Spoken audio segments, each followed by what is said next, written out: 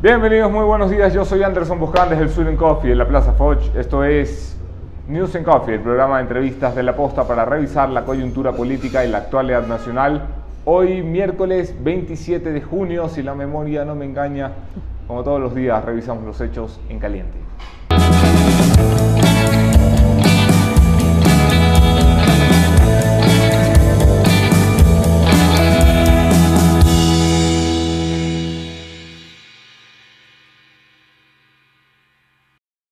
En caliente, hoy arriban los cuerpos de nuestros 3 colegas de Diario del Comercio. Nos solidarizamos nuevamente con sus familiares, con sus amigos, con sus colegas, con todos en este país que confiamos en los periodistas que arriesgan la vida para llevarnos información a la casa. Javier, Paul y Efraín vuelven a casa, no de la forma que hubiéramos querido, pero no es momento hoy para otra cosa, sino para guardar y rendirles un justo homenaje. En caliente también, el informe de la Conspiraín publicado por La Posta trae la primera reacción oficial. Viene, por supuesto, de Pablo Celi, el único que parece que lee las noticias en la web. El Contralor ha ordenado una auditoría integral a los fondos que se utilizaron para espiar a ciudadanos y políticos, así como una auditoría de qué pasó con los equipos interceptores que, oh sorpresa, se perdieron después de la salida de Romy Vallejo, 2 de los 7 equipos de interceptación telefónica. La Posta continuará informando al respecto de la Conspiraín. Hoy tenemos preparado una segunda parte del informe, haciendo públicas algunos de los detalles que habíamos dejado en el cajón esperando que las autoridades se interesaran. Han pasado más de 48 horas, así que la Posta ha tomado la decisión de publicarlas. En caliente, les había contado ayer la emoción que había en Loja por la destitución de El Chato Castillo, el alcalde de la ciudad, y esto abre un paso importante. Es la primera vez que se utiliza la figura de la revocatoria del mandato en el país desde la aprobación de la Constitución del 2008. Antes de eso, el CNE había bloqueado todos los intentos contra autoridades nacionales y locales. La victoria en Loja abre una nueva vía para la democracia ecuatoriana. Se lo pregunto a mi invitada de esta mañana. Tengo el gusto de contar con la asambleísta Yanine Cruz del Movimiento Creo, lojana y una de las figuras claves en la caída del Chato Castillo. No se vayan.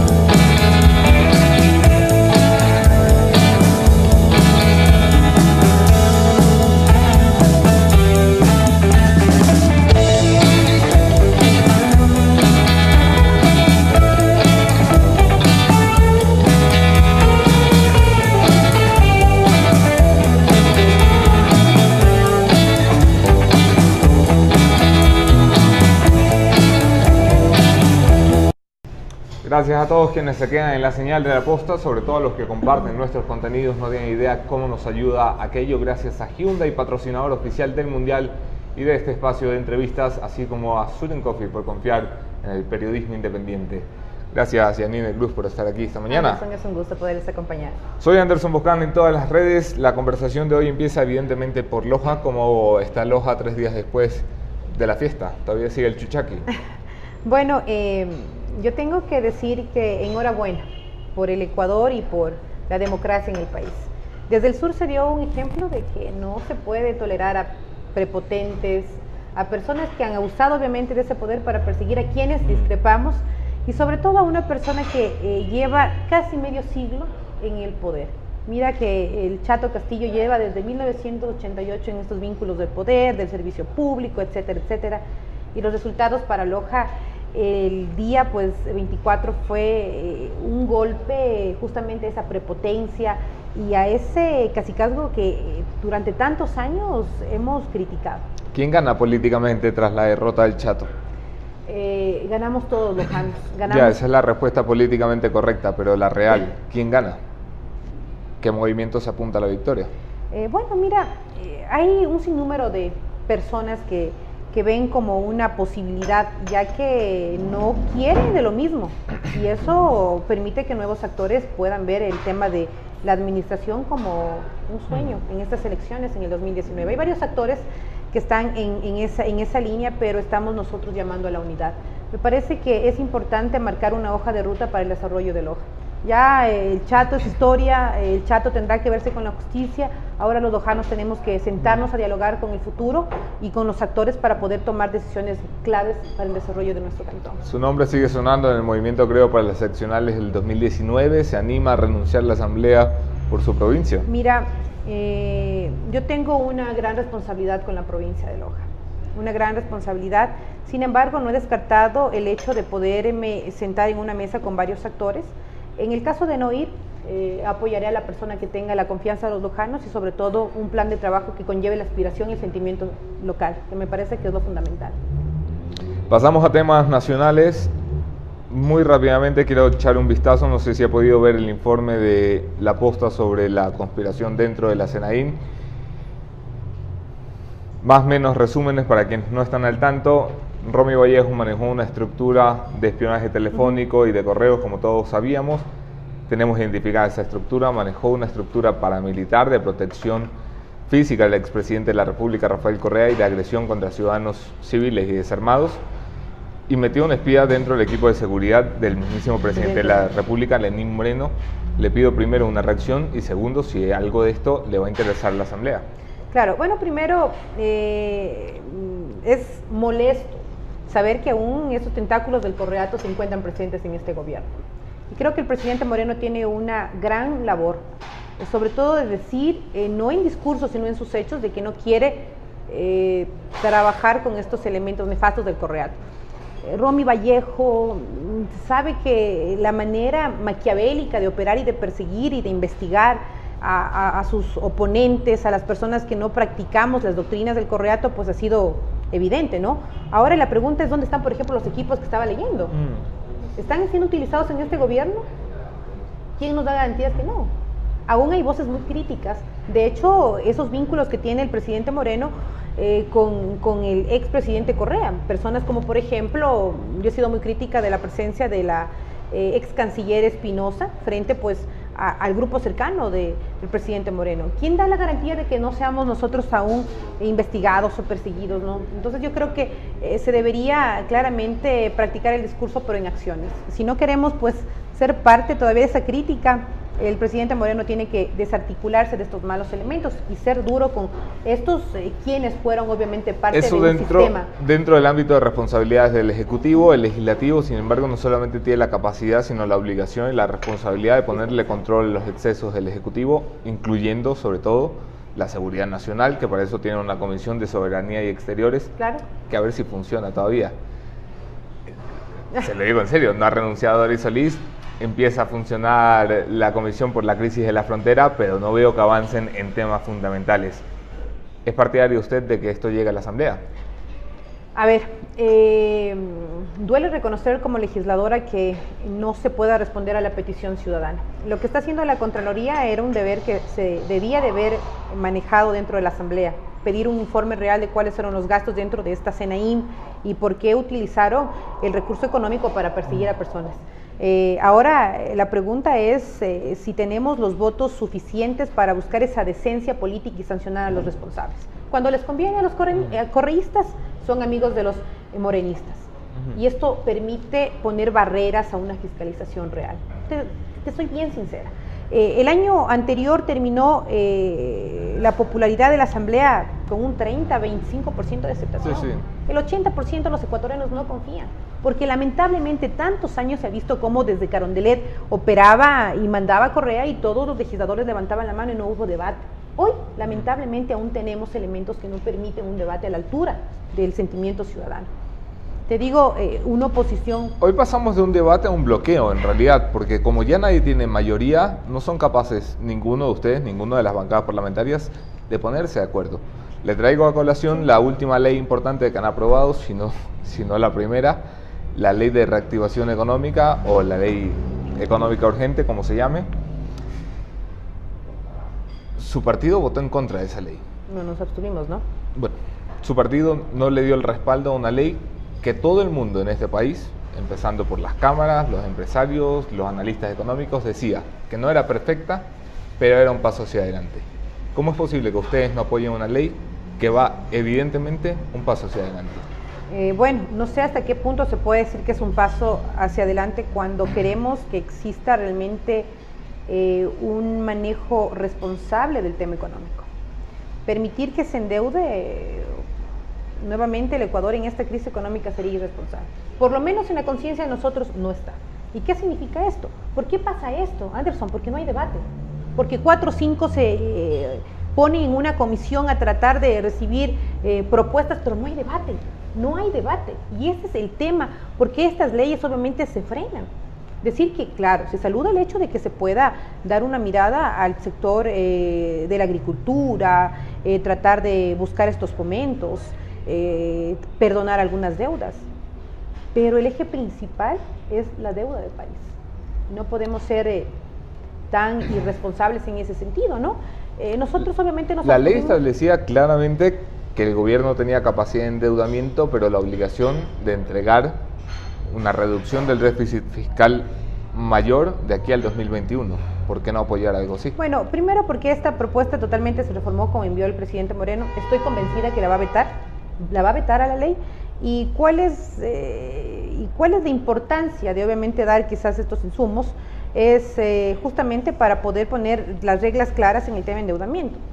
Ahora esperaremos a ver cuál es el resultado por parte del presidente Moreno. Veamos si se recoge la propuesta de varios sectores, como dicen, que obviamente permite mantener estas propuestas y una ley que recoja las aspiraciones de todos los sectores. Veamos, o sea, el tema todavía está por definirse frente a la situación de que el presidente Moreno va a vetar y va a ingresar la ley como él necesita que ingrese. ¿No le da miedo que su partido caiga en el radicalismo de la oposición? No, para nada. Yo en lo personal te digo, nosotros no tenemos una doctrina de obedecer quizás si piensan que hay un direccionamiento, jamás. Nosotros hemos sido muy objetivos, de hecho... No, a lo que voy con el radicalismo es que pueden terminar siendo la oposición que se opone a todo.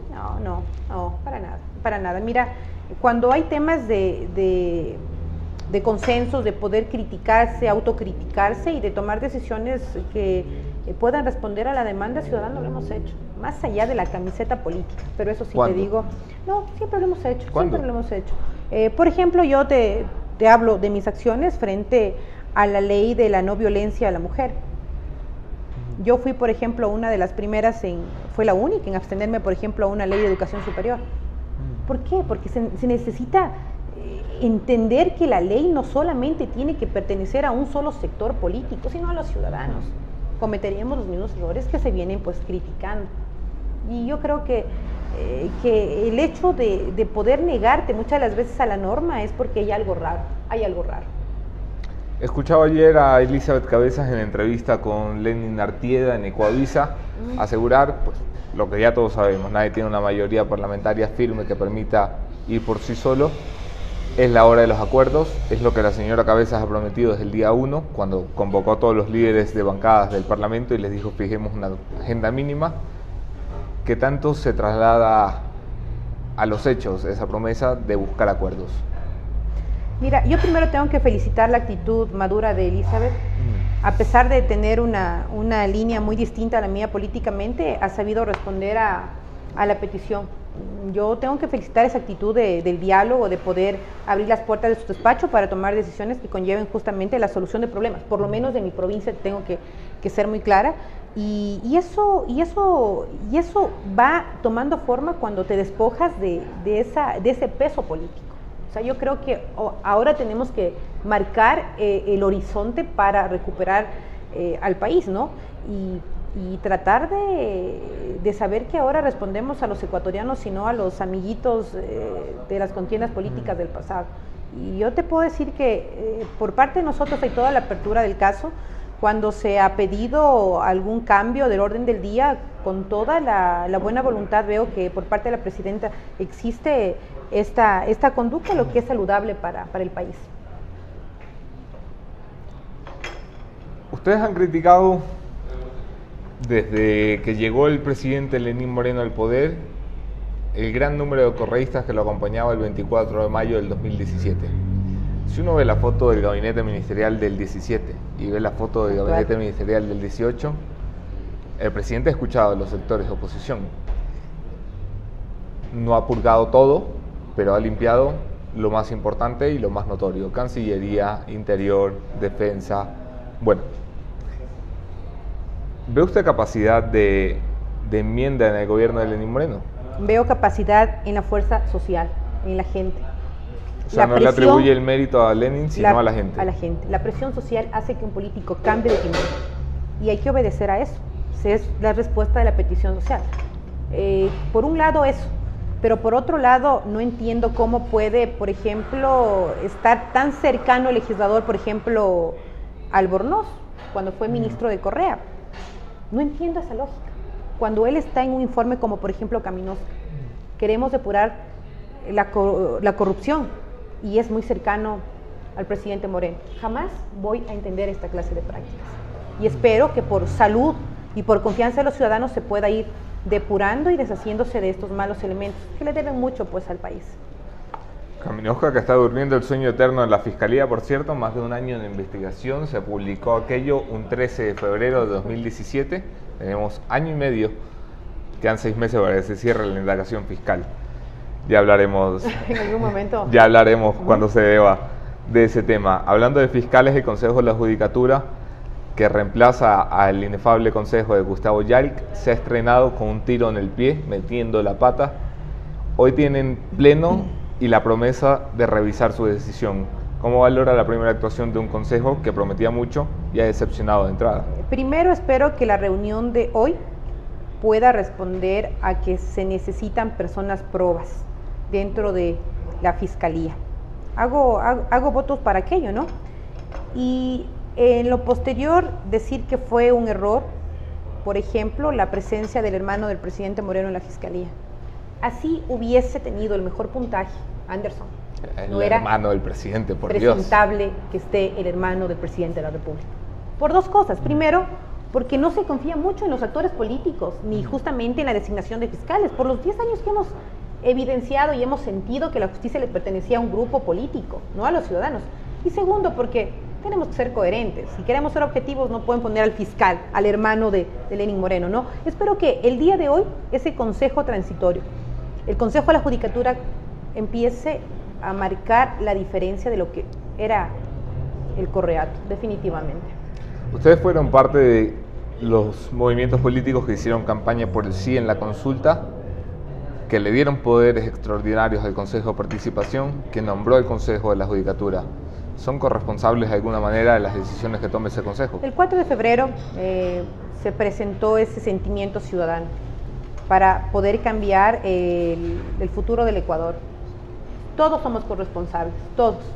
Y que cada decisión por autoridades que estén al frente del manejo público y en funciones públicas tienen que ser siempre objeto de crítica. Nada es perfectible, pero hay que saber en el momento oportuno criticar para poder enmendar. Me parece que ese es el camino. César King le pregunta directamente al asambleísta por qué no hay una oposición fuerte de verdad en este país, por qué no son capaces entre los opositores de ponerse de acuerdo. ¿Cómo le responde? Bueno, uno tiene que oponerse con argumentos, no es por fanatismo o porque me cayó mal, no. Aquí hay que destacar que la madurez política es esencial. Aquí nosotros nos oponemos al enemigo, que es la corrupción, a la ilegalidad, a la prepotencia, sea cual sea la cara, y venga de donde venga. Nosotros sí hemos actuado en esa lógica. Yo tengo muy buena relación con legisladoras de otras bancadas, por ejemplo, Cristina Reyes, con la gente de Suma, con la gente del BIN, y tenemos este acuerdo que yo creo que es importante destacar, que dentro de la Asamblea tenemos todos que ser llamados a trabajar por el país, más allá de la camiseta política, y es lo que nosotros estamos haciendo. Cada quien sabrá responder a los intereses y la votación habla por sí mismo. Rodrigo, es el discurso y después la votación. Rodrigo le pregunta qué es lo que propone Creo concretamente para mejorar la ley de reactivación económica. Bueno, primero el tema de respetar el endeudamiento. No podemos caer en los mismos errores del pasado, endeudarnos a grandes intereses, ¿no? Y sobre todo en bajar el tema de la burocracia. Si se habla de austeridad, pues seamos coherentes. Y ese es uno de los primeros... Bueno, el ministro Ledesma ha anunciado ayer que 40.000 contratos ocasionales no se van a renovar. Eso significa la salida, es una forma bonita de decir que van a despedir a 40.000 personas del sector público. Imagínate. ¿No le parece eso un motivo, quiero decir, una forma de decir que el gobierno quiere bajar el gasto público? Fue ayer. Fue ayer. Fue ayer. Los ecuatorianos esperamos justamente respuestas contundentes. ¿Pero por qué se lleva eso, Anderson? Por la crítica de los medios, de los periodistas, de la gente, de los grupos sociales. Por eso digo que la crítica es saludable para la democracia, para poder tomar decisiones concretas, ¿no? Aquí de discursos nadie vive, sino de acciones reales. Y si es así, pues esperemos que se sigan tomando decisiones en esta lógica y en esta línea. Su movimiento ha abogado siempre por la reducción del gasto público, evitando dar una cifra de por dónde se baja el gasto en cuanto a funcionarios públicos, porque es un tema delicado, a nadie le gusta pedir que despidan gente. Así es. ¿Tienen clara la cifra de cuántos burócratas deberían abandonar el aparato de 420.000 funcionarios que conforman el aparato estatal de este país? Cuando nosotros hemos hecho el análisis es que realmente se inflaron las instituciones públicas de gente muy cercana. No necesariamente llegar, por ejemplo, a cumplir una misión. El caso particular, por ejemplo, de la CNI. Eran pagados por recursos de los ciudadanos, ¿para qué? Para delinquir, para perseguir, para buscar obviamente una forma de silenciar quizás voces contrarias. Y muchos funcionarios, o sea, hay que evaluar estos puestos, para qué estaban destinados, en qué se invertía, realmente eran los sueldos que devengaban una participación real en las instituciones públicas o era para favorecer algunos trabajos para el gobierno anterior. Una auditoría es importante, pero claro, hay que pensar qué van a hacer las personas que una vez que sean destituidas o removidas de su trabajo. Por eso es importante apostarle a la empresa, a tener vínculos con otros sectores y poder generar una mejor participación con el sector empresarial y poder reactivar este dinamismo económico, que me parece que es fundamental. ¿Cómo valora el tiempo de estadía de Richard Martínez en el Ministerio de Finanzas? Ya van 2 meses, ha tenido un primer proyecto de ley presentado el 24 de mayo del 18, ha tenido acercamientos ya con el FMI que se encuentra en el país revisando las cifras, al igual que el Banco Mundial. Sin embargo, el riesgo del país está más alto que nunca desde el gobierno de Moreno. A ver, yo saludo el hecho que Richard Martínez esté cumpliendo un gran reto. Estar al frente del ministerio frente a esta crisis económica no es tan fácil, no es tan fácil. Las decisiones que se va tomando en el camino son importantes. La reunión con el Fondo Monetario Internacional también es importante, pero los actos se juzgarán de acuerdo pues a la dinámica económica, que sí debería pues responder también del apoyo de todos los sectores. La asamblea es importante frente a cómo se está manejando la economía del país. Una vez más hemos respondido, por ejemplo, a esta ley. Nosotros no podíamos dar una carta o un cheque en blanco para poderse endeudar, ¿no? Sin embargo, hay actitudes positivas de Richard. Vuelvo siempre a la Asamblea Nacional porque me preocupa la incapacidad para tomar acciones. Desde el cambio de asamblea el 14 de mayo del 2017 se han llevado adelante 6 pedidos de juicio político, se han concretado 3 pedidos de juicio político contra funcionarios, Carlos Ochoa, Carlos Polit y Carlos Bacamancheno. 3 Carlos destituidos por la asamblea. Los 3 a destiempo, los 3 cuando ya era tarde.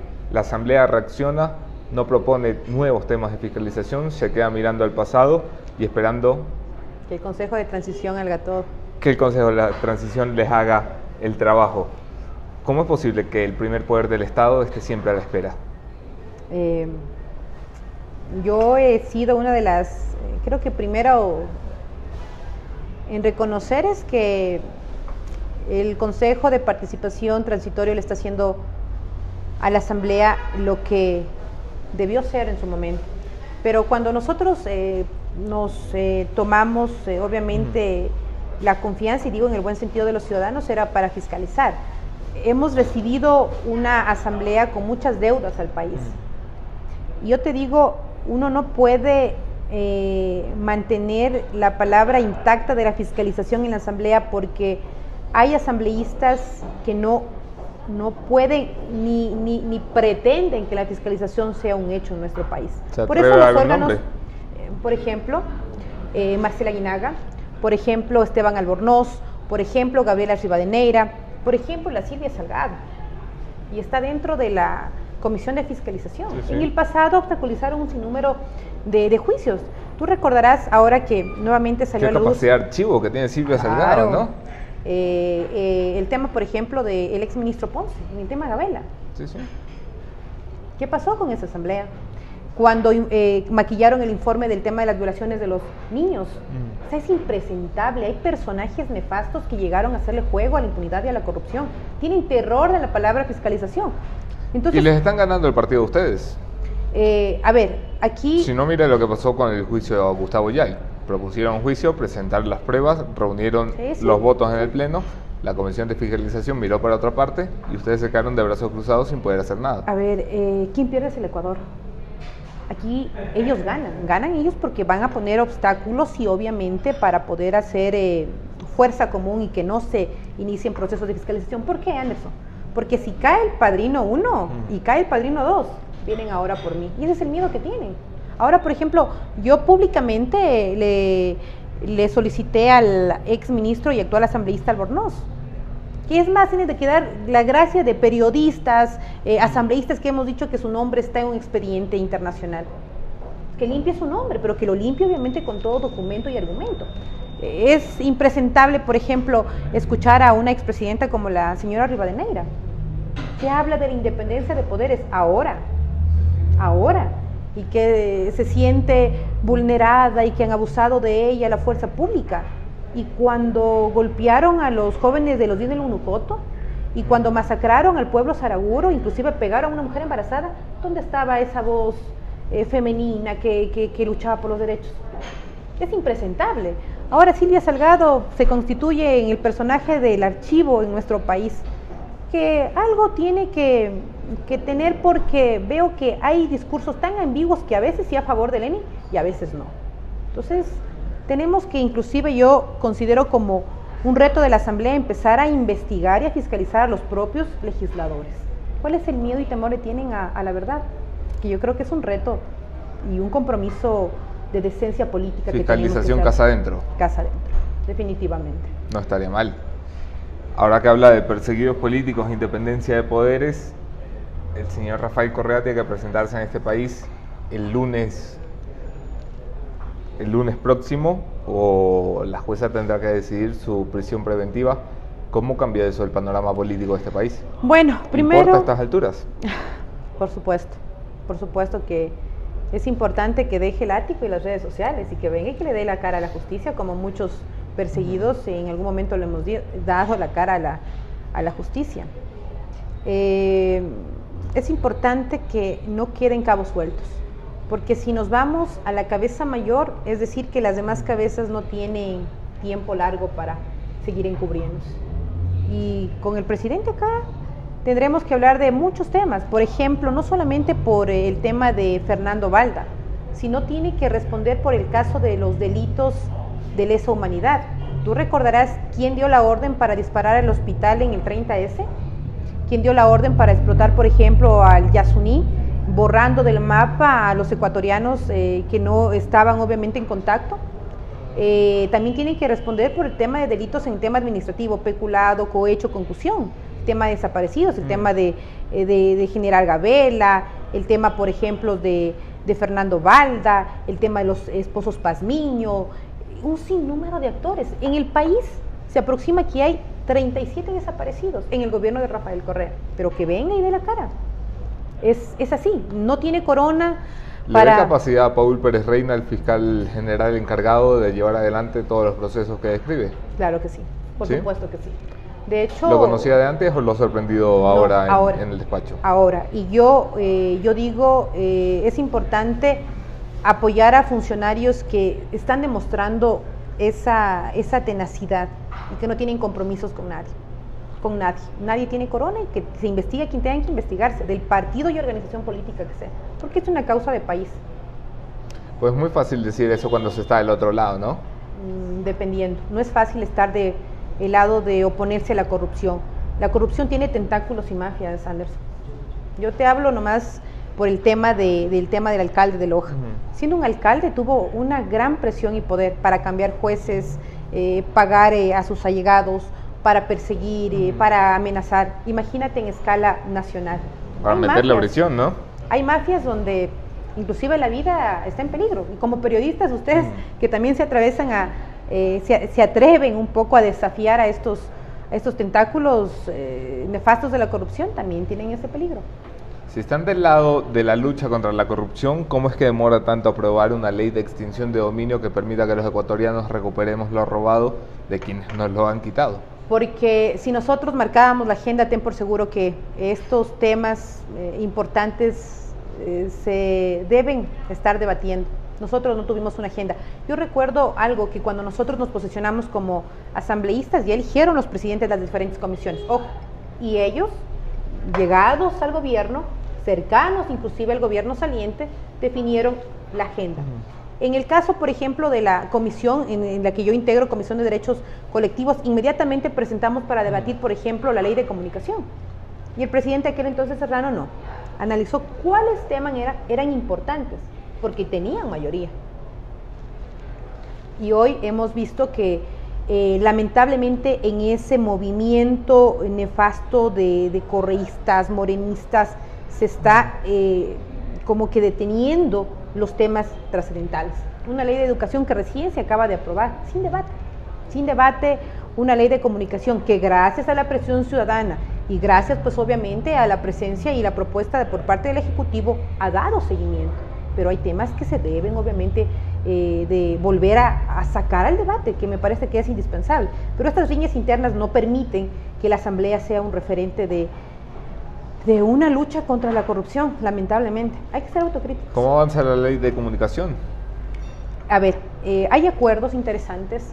¿Por ejemplo? Lo importante es que la mayoría de propuestas, que son 11 propuestas que han llegado, han eliminado la Supercom, una herramienta para perseguir, para sancionar, etcétera. También la eliminación del linchamiento mediático, de la censura previa. Esto ha coincidido, ¿no? Hay propuestas como, por ejemplo, también de pensar en un seguro para los periodistas, que el Estado asuma la corresponsabilidad con las casas de comunicación y otorgar a los periodistas que, por ejemplo, investigan corrupción, narcotráfico, terrorismo, un seguro de vida por un lapso para él y su familia, inclusive sean tomados como testigos protegidos, lo que se da en otros países.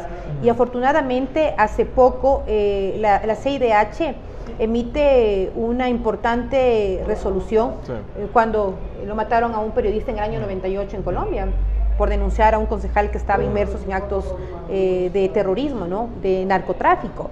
Eso obliga ahora a los estados a empezar a debatir leyes que también tengan la voluntad y la responsabilidad de defender la vida de los periodistas. ¿No siente usted que perdimos la noción de lo importante en este país? Que es que veo que tenemos muchos debates, todos muy distintos, pero casi todos centralizados en lo malo que fue el correísmo y poco centralizados en una visión de país, de futuro, de qué queremos del Ecuador de aquí, más allá de cuando Correa esté en prisión o en el exilio. A ver, te voy a hablar como una ecuatoriana más, pero también como comunicadora. ¿La agenda quién la impone? ¿Nosotros? ¿Ustedes? Es un tema de compromiso real, Anderson, de periodistas, de políticos y de sociedad, definitivamente. Quien marca la agenda son movimientos políticos, sí, por supuesto, pero hay que darle un giro al tema de la comunicación y empezar a ver a otro lado, que son cosas positivas, que deberíamos sumarnos al diálogo y al debate. Cierro la conversación con Janine Cruz, asambleísta por Creo, por la provincia de Loja, con una pregunta que le hago a casi todos los integrantes de su movimiento y del Partido Social Cristiano y del partido de gobierno, sobre todo cuando son personas jóvenes. ¿Cuántos años tiene usted, Janine? Yo tengo 31 años. 31 años, política joven, primera legislatura. ¿Cómo es posible que en un país con tantos políticos jóvenes que están destacando, los únicos que tengan posibilidades de aspirar a la presidencia en los tres movimientos más fuertes del Ecuador tengan casi 70 años en promedio? A ver, primero, uno tiene que entender que viene un cambio generacional real. Lamentablemente, todo obedece a intereses dentro de las organizaciones, y no te hablo obviamente por mi organización, no, al contrario, ha existido siempre un aire democrático, pero estamos nosotros en esa línea de poder primero formarnos y devolverle la confianza a los ciudadanos. El político de discurso no pega, así de sencillo, sino el actuar. Yo creo que es el referente más importante para que el ciudadano se pueda inspirar. Si necesitamos, por ejemplo, nosotros políticos en algún momento que puedan combatir la corrupción o que lleguen a destacarse en alguna institución importante, tienen que demostrar eso obviamente con su práctica, definitivamente, pero el camino está ahí, Anderson. Uno tiene que saber cuidar esa confianza del electorado, y cómo lo hace respetando los acuerdos, derechos humanos, y sobre todo abrir espacio para el diálogo. Esa riña de partidos políticos ha afectado totalmente a nuestro país. Muchas gracias por estar aquí esta mañana, Yanine. Gracias, encantado. Anderson. Gracias a ustedes, no se vayan, mi conclusión de esta mañana, el punto final.